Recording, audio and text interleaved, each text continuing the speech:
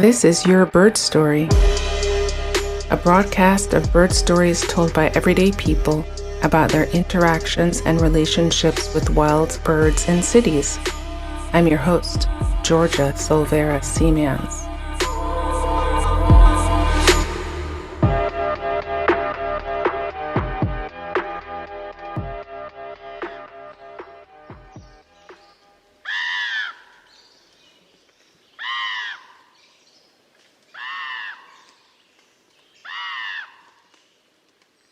Hi everyone, welcome back to Your Bird Story. I'm here with Devan Aptekar, and we were introduced to each other through a mutual friend.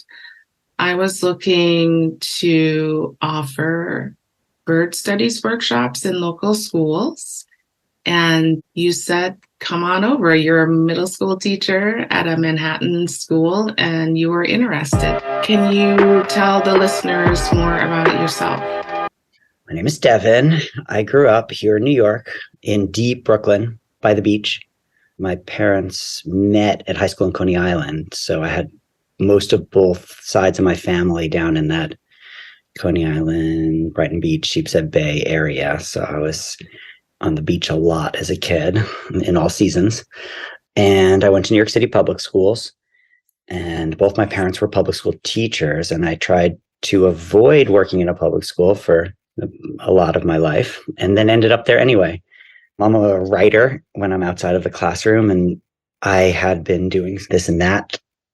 And I heard about this great new school on the Lower East Side back when it was new.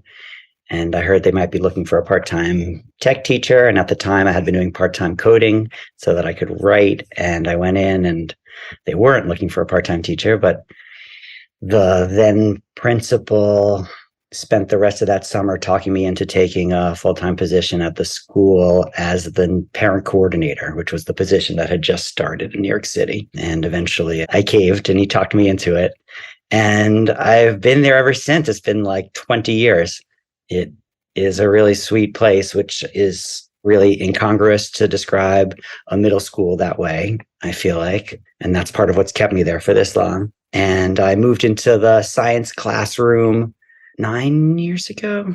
I was administrating. I was the dean after parent coordinator. And then eventually I got my teaching certification in earth science. I had a minor in geology in my undergrad, and I parlayed that into an earth science ed master's and started teaching science. That's been really, really nice, really, really tiring, and really, really nice, both.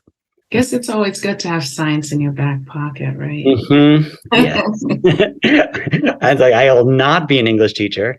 I had a major in those kinds of things. What were you writing while you were coding? I write weird novels. And for hire, I did some superhero stuff and some movie tie-ins for kids things. But for myself, it's always been, I write kind of weird cross-genre novels. And right now I have an literary agent, finally, very excitingly, and there's an editor who I'm really psyched about who has my book right now. I mean, this is after many, many, many rejections, so may or may not come to anything, but I'm just excited that this editor has my book right now. Awesome. Congratulations. Thanks. Woo! Can't wait for the book party. So you sort of told us the why science, why middle school. Can you talk about in your science curriculum, what are your favorite lessons to teach? My favorite lessons to teach, I love to get the kids outside. I mean, that's part of the earth science and geology aspect. My whole goal is to have the kids, feel like scientists. We have a whole thing up, we were all scientists in classroom, and that's like, I want them doing work and seeing themselves, leaving middle school, having a good experience in science and seeing themselves as practicing scientists. So, and then whenever I can get them out into the field, and we have field notebooks, we go out and practice our observations and inferencing skills. And that's my favorite, is to show also that it's beyond a classroom, that, science is everything and everywhere around us, and it's just infused with just our trying to understand the world. When the students are out, how is the experience for them making observations outside? It's funny. I started just doing it in 8th grade, and then, our whole science department works very closely together. And really, the sort of goals that I talked about are goals of our entire department. The whole school for the last month and a half of the year does controlled experiments for a science fair type thing in every grade. The other grades got on board also. And so then they started practicing going out a little in 6th grade, but mostly just practicing in the classroom. And then 7th grade a little more. And then 8th grade, they're the big 8th graders. And so they do it more. But I think they're still surprised a lot that this is something that counts as work, being able to do that. I try to go once a week. Sometimes it's every other week.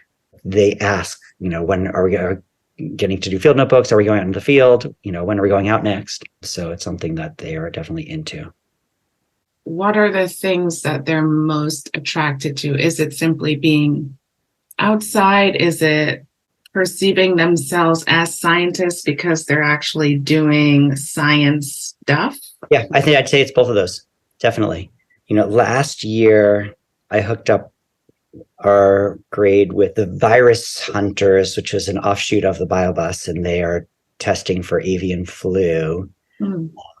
And so we went out and collected bird poop samples, and which was wild.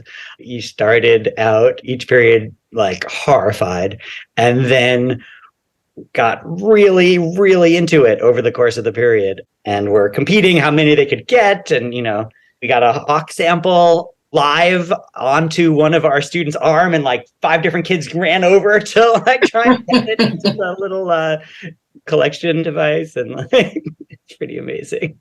I imagine there were some scatological jokes. Yes, there were. Early adolescence. And then when you came in this year, that created a huge impact also.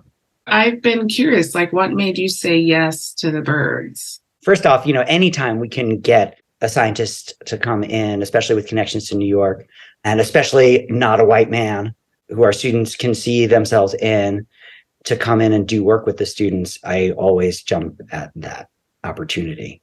There are a lot of birds in Tompkins Square Park, which we are right near.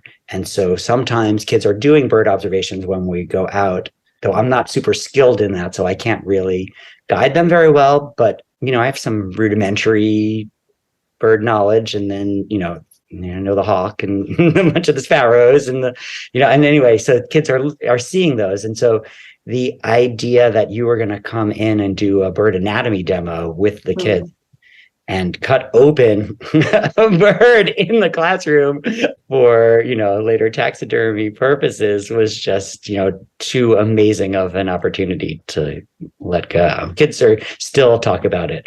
How was it for you and your colleagues to watch the students engage with the skinning and some of the prep work?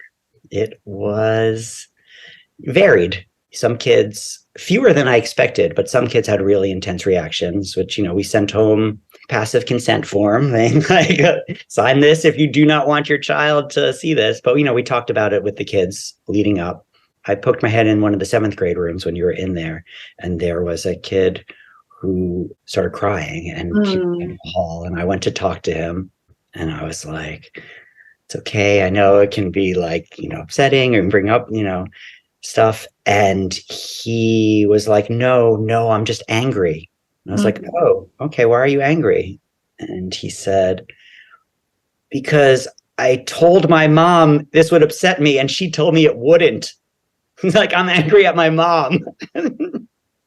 They always bring it back to the parents.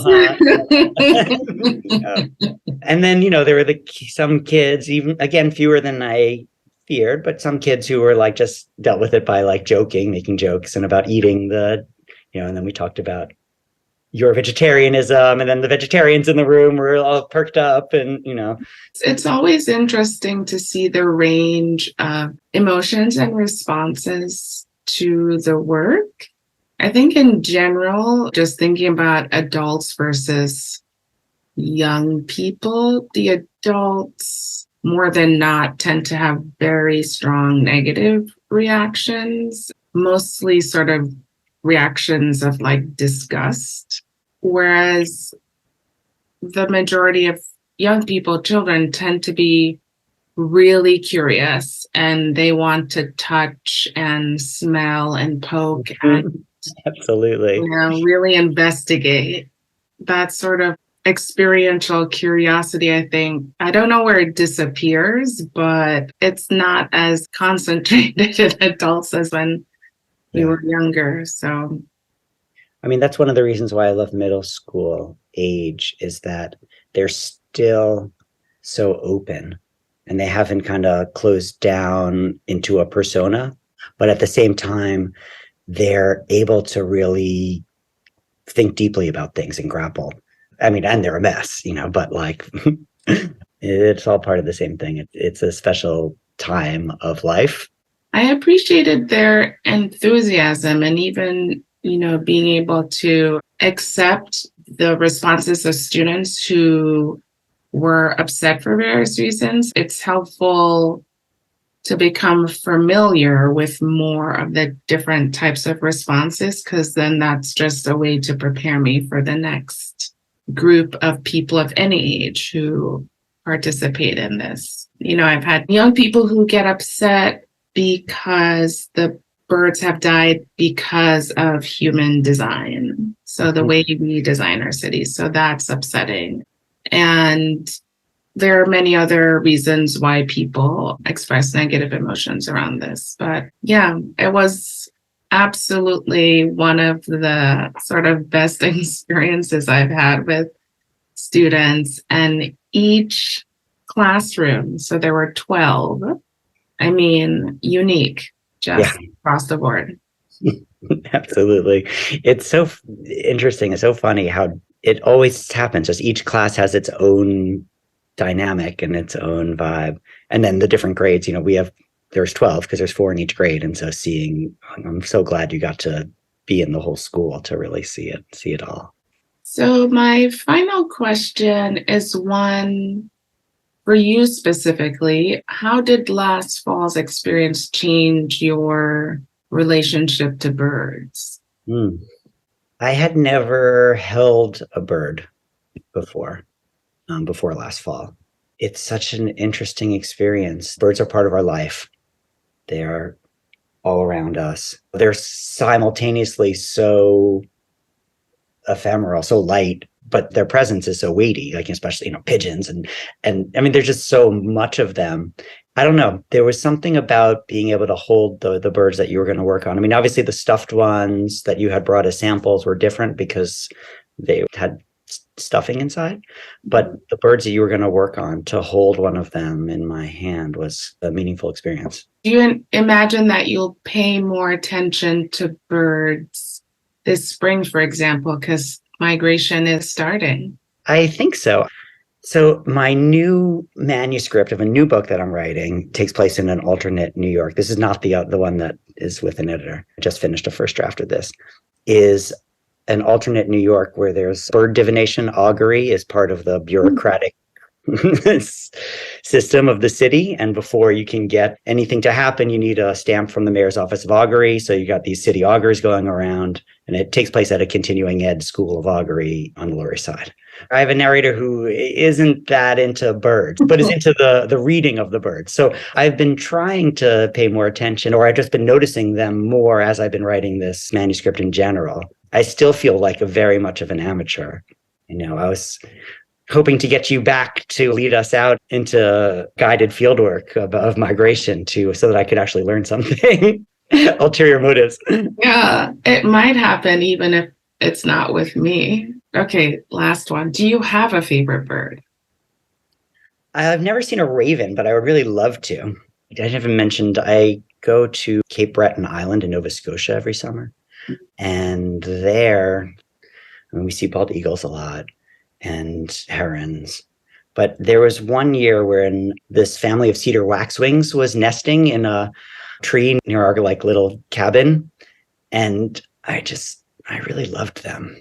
They're just so cool. With their little like punk mohawk and their sleek, it's just so nice. Yeah, so they stick in my mind too. Yeah, they have a whole vibe going. Yeah, they really do. With their plumage, I mean, perhaps they're not thinking that they're so cool, but to us, they are just like the epitome of cool.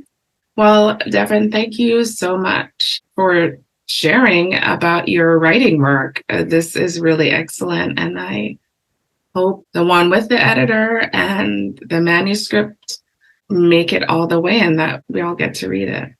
Thanks, Georgia. And thank you so much for coming to our school and, working with our kids. Really, I can't thank you enough. My pleasure. Thank you.